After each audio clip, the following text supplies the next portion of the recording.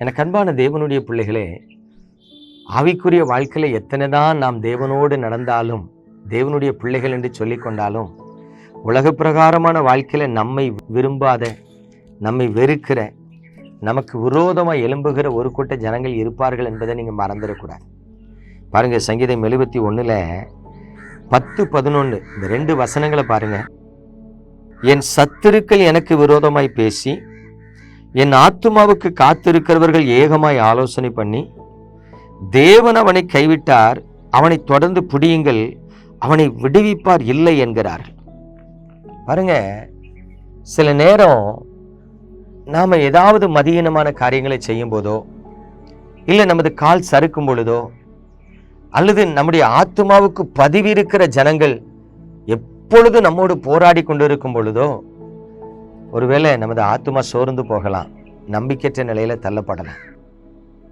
ஆனா அப்படிப்பட்ட ஒரு சூழ்நிலையிலையும் நம்ம ஜெபிக்க வேண்டியது அவசியமா இருக்குங்கிறத இங்க சங்கீதக்காரன் நமக்கு கற்றுக் கொடுக்கிறார். என் ஆத்துமாவுக்கு விரோதமாய் போர் செய்கிறவர்கள் காத்திருக்கிறார்கள். எதுக்கு காத்திருக்கிறாங்க? அவனை தொடர்ந்து பிடிங்கப்பா, விட்டுறாதீங்க. தேவன் அவனை கைவிட்டுட்டார், நம்ம இப்ப அவனை ஈஸியா பிடிச்சு நிர்மூலமாக்கிடலாம். எத்தனை வேதனை பாருங்க. கடந்த நாட்கள்ல ஒரு வீடியோ பார்த்தேன், ரொம்ப வருத்தமா இருந்துச்சு. ஒரு தம்பி பைக்ல வாரான், ஒரு 4-5 பேர் அவனை மறிச்சு நிப்பாட்டுறாங்க. அவன் பைக்கை நிப்பாட்டி என்னன்னு கேட்கும்போது அவங்க ஏதோ ஆர்கியூ பண்றாங்க. அப்போ அந்த பைக்கை விட்டு இறங்கி அவன் ஹெல்மெட்டை கலத்துறான். ஹெல்மெட்டை கலத்துன உடனே பாருங்க, ஒரு சின்ன 13 வயசு பையன் ஒரு இவ்வளோ பெரிய பக்கெட்ல சாணியை கரைச்சி வச்சிருந்தானா, இல்லை வேற ஏதோ அசுத்தத்தை கரைச்சி வச்சிருந்தானா, அவன் தலைவலியை ஊத்திட்டான். அவன் அப்படியே குனிஞ்சி அதை தட்டினான், நாத்தம். அதுக்குள்ள இன்னும் 2 பேர் ஓடி வந்து அந்த பக்கெட்டு அதில் இருக்கிற அருவருப்புகளை அவன் மேலே கொட்டி அவனை கம்பால் அடிக்கிறத பார்த்து அப்பதான் யோசித்தேன், எங்கேயோ வட இந்தியாவில் ஒரு சக மனிதனை துன்புறுத்துறாங்கிறத பார்த்தேன். யோசித்து பாருங்க, மதத்தின் பெயரால, இனத்தின் பெயரால, ஜாதியின் பெயரால இன்னைக்கு மனிதர்களுக்கு விரோதமாய் மிருகங்களை போல எழும்பி அடிக்கிறாங்க, கொல்றாங்க. அப்ப தேவனுடைய பிள்ளைகளே, இன்றைக்கு இந்த உலகத்துல நமக்கு பாதுகாப்பு கர்த்தர் மட்டும்தான். கிறிஸ்தவனா அவனுக்கு விரோதமா நம்ம பக்கத்து வீட்டில் இருக்கிறவங்க கூட எழும்புறான். ஊழியக்காரரா அவங்களுக்கு விரோதமா சின்ன வயசுல இருந்து கூட படிச்சவங்க கூட விரோதமா எழும்புறான். அப்ப எவ்வளவு ஒரு போராட்டத்தின் காலத்துல நம்ம இருக்கோங்கிறத பாருங்க.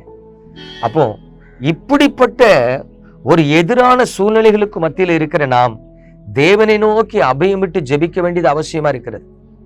சங்கீதக்காரன் அதான் சொல்றாரு, என் ஆத்துமாவுக்கு பதிவு இருக்கிறாங்க, அவனை தொடர்ந்து பிடிங்க, தேவனே அவனை கைவிட்டுட்டார் அப்படின்னு சொல்லி நமக்கு விரோதமா ஏளனம் பேசி நம்மை அழிக்க நினைக்கிற மனிதர்களுக்கு மத்தியில ஆண்டவர் ஒருவரே நமக்கு பாதுகாப்பும் துணையுமா இருக்கிறார். அல்லேலூயா.